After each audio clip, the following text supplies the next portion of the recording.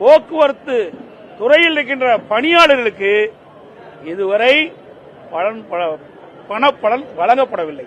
அதையும் நான் தெரிவிக்கும். பாக்கி நிலுவையில் உள்ள பணப்பலன் வழங்கப்படும் என்ற அறிவிப்பை 2021 சட்டமன்ற பொதுத்தேர்தல் அறிவிச்சாங்க. எதுவுமே நிறைவேற்றல. அதுக்கெல்லாம் பதிலும் இல்ல.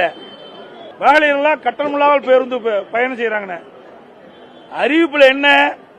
அனைத்து நகர பேருந்துகளிலும் பெண்கள் கட்டணமில்லாமல் பயணம் செய்யலாம் என்று தேர்தல் அறிவிப்பு.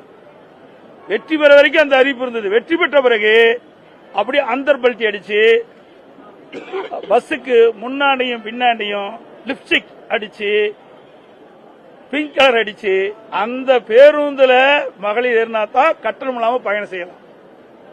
இதுதான் திமுக அரசுடைய சாதனை.